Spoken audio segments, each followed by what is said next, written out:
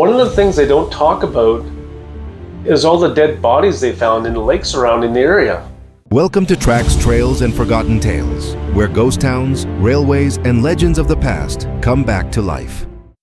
Welcome back, everybody, to Tracks, Trails, and Forgotten Tales. We're your hosts. I'm Dan. And I'm Carm. And today we have an exceptionally awesome, exciting episode for you. So please stick around. You're not going to want to miss this one. Yeah, we are taking you to another stop along the Cariboo Wagon Road. This time we're heading to 108 Mile. We stopped in there last summer on our trip that we took up north. Mm-hmm. This is a really cool stop.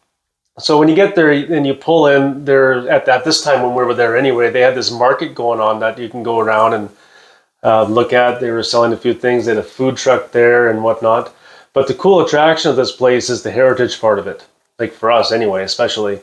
There's so much history in this spot. 108 Mile has been there since 1850s. Yeah. Well, it was part of the Cariboo Wagon Road. I mean, when the gold rush happened, there was all these roadhouses every 5-10 miles along the Cariboo Wagon Road, so they could rest, sleep, have something to eat, refresh their horses along the way. And 108 Mile was one of those stops and had the 108 Mile Hotel. We've been to a couple of these wagon roads stops over the past couple of years. Hat Creek Ranch, we were there. That was another awesome one. 108 Mile has a bit of a sordid past, though.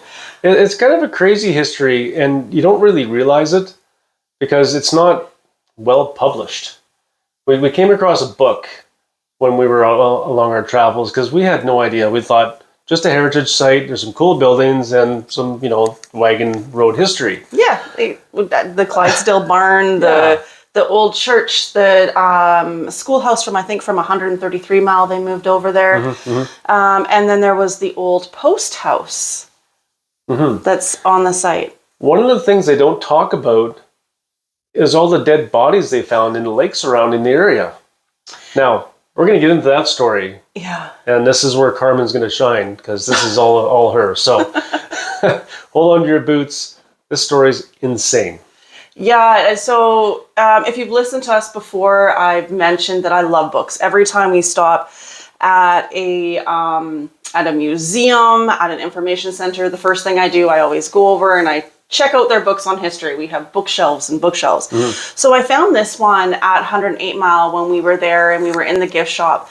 And it was intriguing because the title is Hotel from Hell, the 108 Mile Murders. So reading this book, and this book is fiction, so don't get me wrong, it's a really great read. If you have not had a chance to see this book, it's a really easy read. It is fiction, but it is based on the local legends, Jim and Agnes McVey, who ran the 108 Mile Hotel from 1875 to 1885.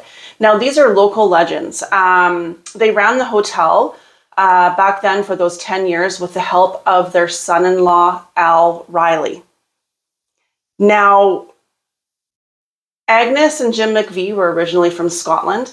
It is rumored that before she even came to the Cariboo, she was wanted in Scotland for 7 murders and 3 beatings.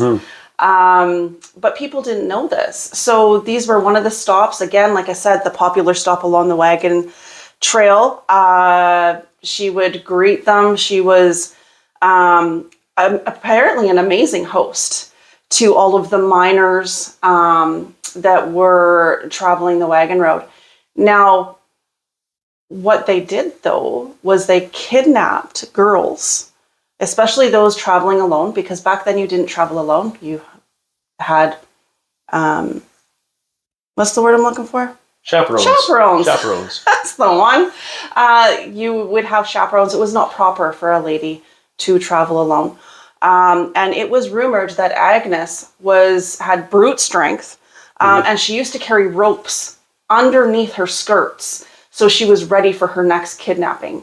So they would kidnap these young girls, hold them hostage, and then they would sell them to miners. And other people coming through, Yeah.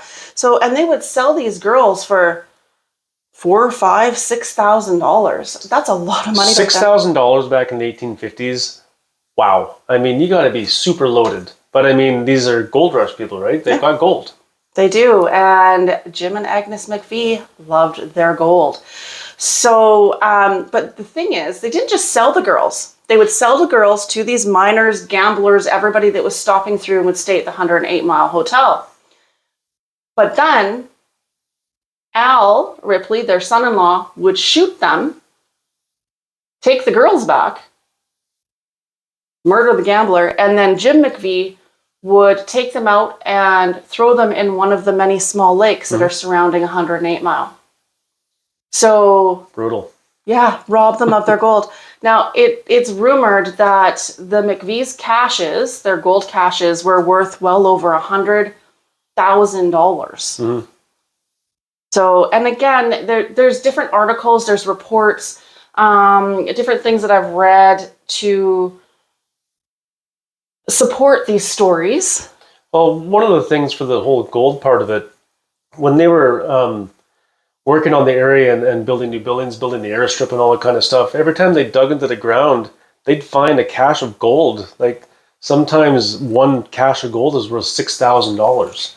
That was the one that they found in the 1960s. Yeah, when they were building the 108 Mile airstrip, a gold cache, gold nuggets were $6,000 they dug up because, and then there was another one in 1924, 1 mile from where the 108 Mile Hotel was located. A farmer found a gold cache worth $2,400. So there has been, now all of the money has not been found. All of these gold caches have not been found. But there has been within a very close proximity to where the 108 Mile Hotel was located. Mm-hmm. Now, when I say where the 108 Mile Hotel was located, it's because it was actually moved. So, but I'll tell you about that in a minute. Now, the McVeys, now it was found out and they actually did get arrested and were waiting trial. It was back in 1885 and they sold a girl. This is how the stories go. Mm-hmm. They sold a girl to, I believe a gambler and a miner, his name was McDonald, for $4,000. And Agnes had taken a liking to this miner, McDonald, that was coming through, and did not want Jim to shoot him and murder him. But Jim did it anyways. So Agnes got upset and she murdered her husband because she was so angry. She was mad. She actually poisoned him with rat poison. In his breakfast. In his breakfast, yeah. Yeah. Yeah, so this is where it all came unraveling for them, is because of this one guy that came through and screwed everything up for them. Yeah, it did. And so unfortunately he still lost his life, but they forgot about the young girl that they sold to McDonald for $4,000. She was able to escape and report what was happening. Mm. So of course the authorities back then they show up at the 108 Mile Hotel. And it is rumored that they found, I think it was 8 girls that were chained. Yeah, they were basically like in a dungeon. Some were upstairs, some were downstairs. They're all chained and in various. They weren't in very good health. No, they really weren't. And not only did they find these girls chained to, and some say it was in the attic, some say it was in the basement, but it's also rumored and reported that they found body parts, bones, human bones in the fireplaces in the 108 Mile Hotel. It's like their own cremation spot. Yeah. Gross. Oh, so Jim, of course, at that time, Agnes already murdered him to add to that roster. But Agnes McVey and her son-in-law, Al Ripley, were taken to Kamloops. Mm-hmm. Back then known as Fort Kamloops. Yes, back then, yeah. And with the dreaded hanging judge. Judge Begbie. Judge Begbie. We're going to go into, that's a great story too. Oh man, that's a good one. This guy's, wow. Anyway, yeah, Judge Begbie, that's a later story. Otherwise known as the hanging judge. Anyways, Agnes was awaiting trial. She ended up killing herself. She committed suicide in 1885. And then later Al Ripley was actually hung Yep. He was tried and hung for the murders. But they did find over 50 bodies in the small lakes surrounding the 108 Mile Hotel. It goes to show you just how much money they must have had kind of buried all over the place too, because if every girl was going from anywhere from $2,000 to $4,000 times 50, that adds up real fast. So yeah, pretty insane. It is. So I mentioned earlier that the 108 Mile Hotel, where it was located, well, in 1892, and it was, oh my goodness, what was his name? He owned the BX Express. Stephen Tingley. Tingley? I might be pronouncing that wrong. Anyways, it was him. He was the owner of the BC Express stagecoach. He dismantled the 108 Mile Hotel in 1892, and he used the logs from the 108 Mile to build the new post house and telegraph office across the other side of the Wagon Road, and it's still there today. Yeah, that's really amazing. So we go back to the beginning where we actually pulled into this place and had a look around and whatnot. So the buildings are really cool. They really are. Very historic. You can walk in them. So one of the things that was really cool about this place, when you came in, you can walk in some of the old buildings and such. Now, the main house is actually from 105 Mile that they moved there, which was called the McNeil Roadhouse. McNeil Roadhouse. That one was neat. Had a bunch of old guns and stuff inside the house and a bunch of historical artifacts and whatnot. But the one place that was put together from the parts of the hotel, the post house, was oddly a thrift shop when we were there. Yeah, we were a little surprised when we went in that it was a thrift shop. Yeah. I mean, good for them. Kind of neat to have that, but I guess just for us took away from the historical significance of it. Yeah. But the whole place was really neat. They had, we mentioned the schoolhouse, the Clydesdale bar, and the blacksmith shop, and it's all free. When you go in to explore, it's actually a rest stop on the side of the road. We were lucky. There was a market going on when we were there. We had some amazing fish and chips from this fish and chip truck. Oh, so good. And we did have a great time. The book was my favorite find. But there's so many stops on the Cariboo Wagon Road. This is one that we wanted to share with you. I mean, over 50 murders, $100,000 in gold, and not all of it has been found yet. That just makes me want to go up and start digging. I don't think everybody should go there and just start digging the ground. It's they illegal. Probably frown on that. That's illegal. Don't do that. But if you can find a way to do it without being caught. Anyway, they're also, 108 Mile also has ghost tours. I did see an article a while back, and I'm not sure if it's still happening now, but they were doing ghost tours for a while.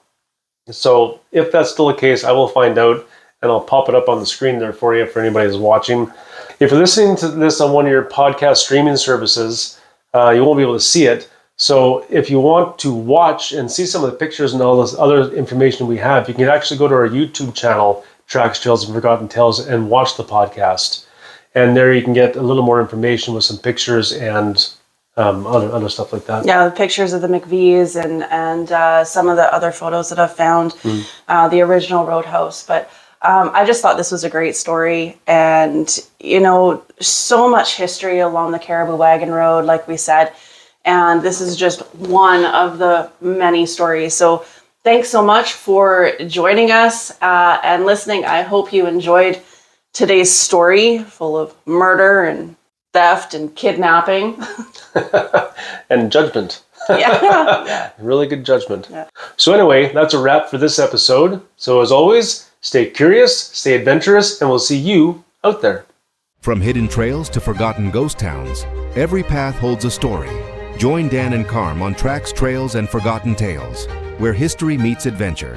Now streaming on Spotify, Audible, and wherever you listen to your podcasts.